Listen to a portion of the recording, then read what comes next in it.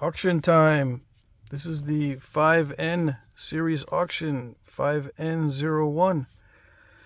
Now this material here, I think it's Kanawha gray or Kanawha black. Okay, I'll write the name down in the comment section, under my pre-populated comments. For item number 1, I'll write down the name Kanawha because not everyone knows how to spell it.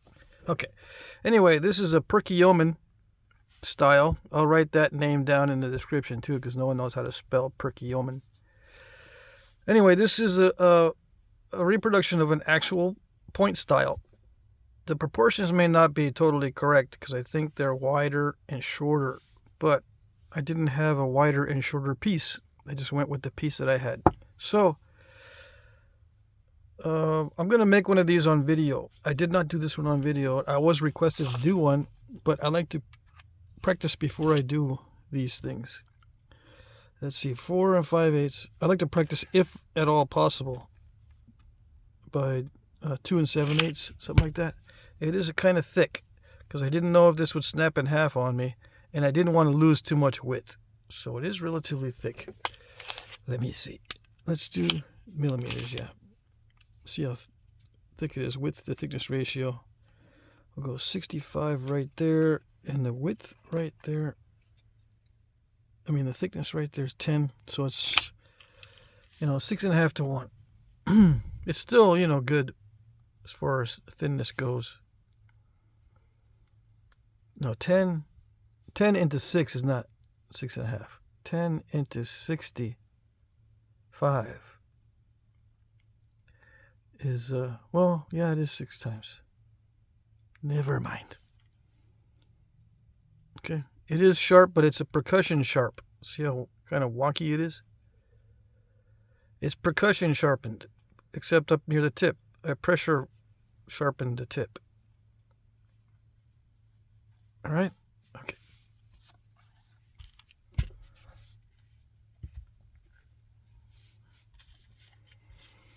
(5N02).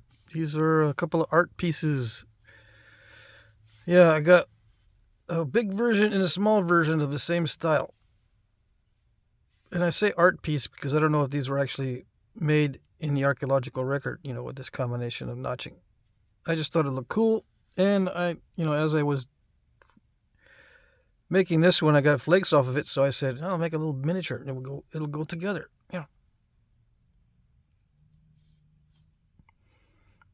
This is mahogany type obsidian. I don't think it's a triple flow. It is snap in half-ish, but it worked out really well. I was happy with it. I did blow out one of the notches on this one though. Yeah, the entry was supposed to be more narrow, of course, like that one, but I blew it out because it's very brittle. Anyway, these are both together under the same item number. There are pieces like this in the archaeological record without the top notches, just the side notches. I think they're called northern side notch or something. They are at lattice dart points. And there are arrowheads like this. I don't know about those top notches, but there are arrowheads similar to this, made of obsidian. Okay. So I didn't completely come up with the idea myself, in other words. 5N03. This is a reproduction of a Elko. Yeah. Elko corner notched, I guess they call these. Anyway, it's a banded obsidian. It's got bands in it, but they go across this way. You can see it better in better lighting. I don't want to open the door. Maybe if I open the door. Let's see. Yeah, I can't see it. Anyway, this is very brittle obsidian. I had a hard time sharpening it because it crushes really easily. But it is sharpened all the way around. I found it easier just to run a series of flakes on one side, flip it over, and run another series of flakes to sharpen it, and not try to run a series of flakes on both sides. Just one side, flip it over into the other side, and it gets really sharp. Yeah. When it's crushy like this, it's very difficult, like I said, to get it sharp. And it's snapping halfish. Luckily, it did not snap in half on me. It worked out well. Yeah, I had to be very careful though. How big is this? They're going to look bigger than they actually are. My hands are small. 3 1/8. Okay, it probably looks bigger than 3 1/8, but just so you know, just be aware. 5N04. This is a raw Texas chert, high grade raw, high quality raw. I abbreviate these usually HQR for high quality raw. I don't know. I guess it's a Pedernales type of chert, but don't quote me on that because I don't know. This is a Marshall style point. From Texas. The style's from Texas. Although there are other point styles that are similar to this in other areas. Yeah, reproduction is kind of translucent. I did have some trouble with the metal. It didn't want to flake, and especially on this side, the flakes did not want to travel very far. I tried my best to get that from all different angles, and it didn't work. Yeah. The termination on these flakes on this material didn't cooperate. They don't like to do any damage control. The endings of the flakes on this material, they don't like to do any damage control. They just stop. So it's easy to create islands on this stuff. Okay, it is very sharp though, and I did try to thin it down as thin as possible. It's not on video. Okay, not on video. 3 1/8. Same length as the other one. How does that happen when I get? Yeah, I don't know. I get into a zone and I make them the same size. I don't even know. Okay. 5N05. This one is on video. Mystery chert. It looks like chocolate, so I'm going to call it Hershey chert. I know that rhymes with something else. It's not as nice, but oh well. Yeah, it napped well, so you get to see it on video. Yep. Large side notch arrowhead. Did they make them like this? Yeah, sometimes the big sandies are like this. That sort of thing. There are other types that look similar to this. If I were to make little dart points for myself, I'd use this style probably. Yeah, or no notches at all, just this general shape. Yeah. 5N06. This is an AG arrowhead made of novaculite. It's got little bands in it. Heat treated novaculite. Okay. AG point. I made it this morning and I almost broke it. Luckily, I was able to save it. You know, I took a big chunk out of one side. And I said to myself, uh-oh, it's going to be wonky. But it turned out okay. Easy stuff to flake. Very easy to flake. I was lucky in getting this material. Yes. I am trying to remember who I got it from. I just want to make sure. I think I got it from Danny Collins. Yeah. Excellent novaculite. And it's a cool point style. True arrowhead in the archaeological record. 2.5 inches long. And some of them are even skinnier down here. But I like this, I call it a jet wing design. Some have multiple notches. Some have fatter tips up here. But I like the gradual taper version of these points. Yeah, okay. And last but not least, 5N07. This one is a quartz crystal arrowhead. This time it's side notch with a deep basal concavity.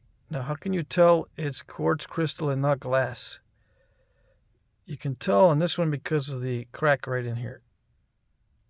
This is a healed crack in the quartz crystal.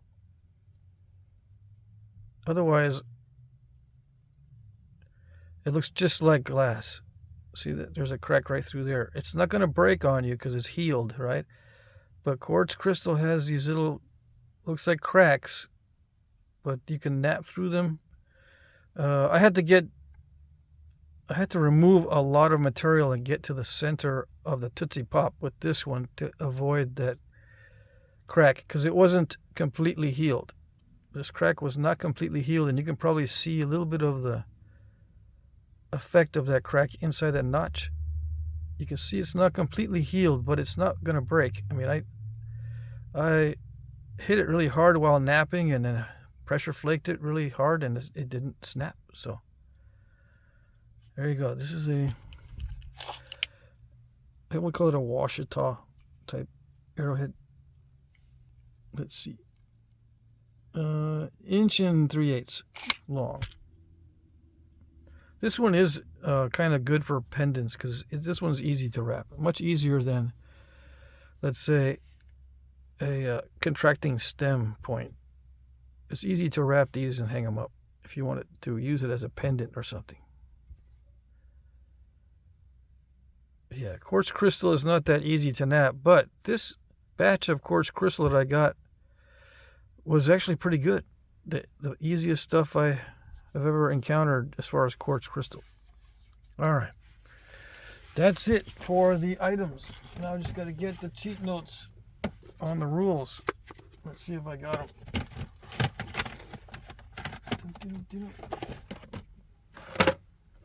Okay. Where are the cheat notes? There they are. This is it. Yes.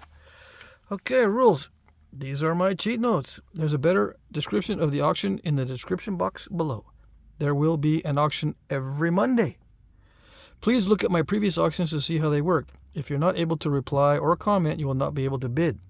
Yeah, I think I haven't done this I haven't signed up a new account on YouTube in a while, so I didn't remember this, but I think YouTube requires you to create a channel before you can comment. Okay, so make sure you do that.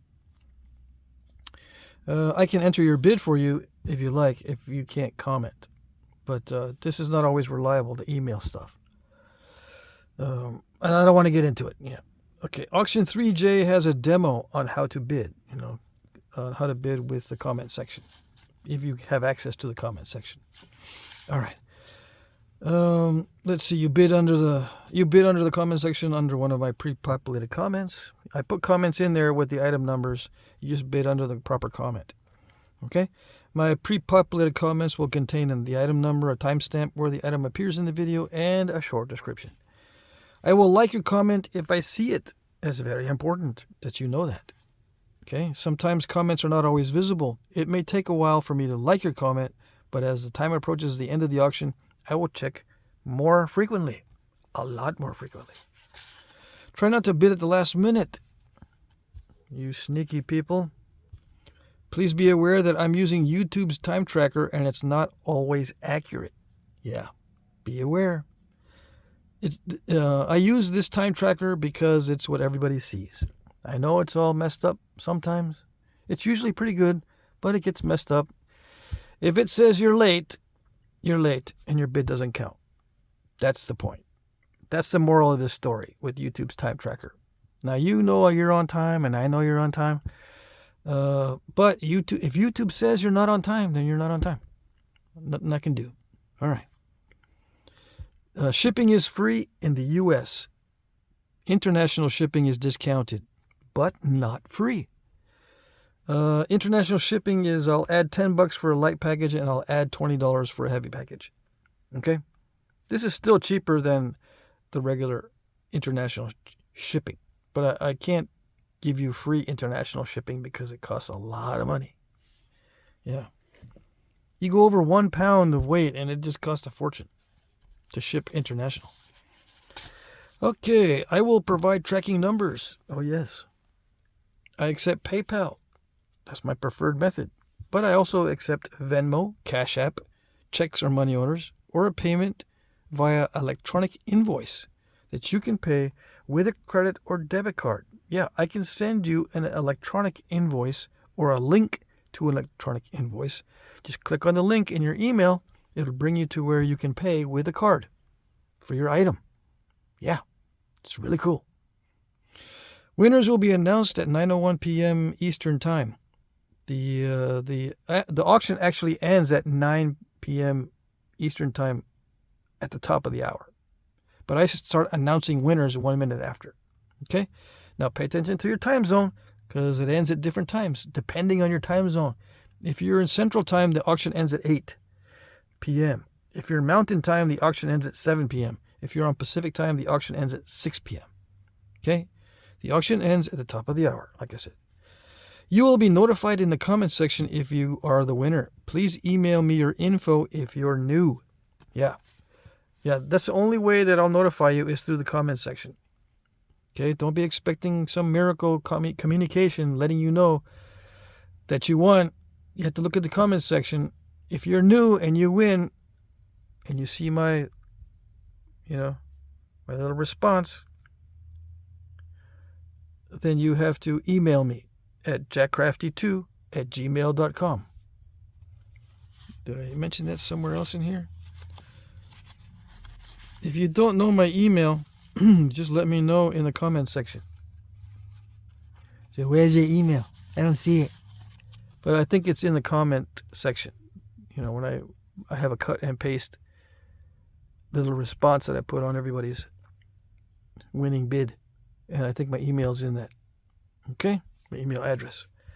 All right, that's it for the cheat notes. I hope it's understandable. I have an auction every Monday in case you missed this one. All right. So, hope you guys had a good weekend and good luck.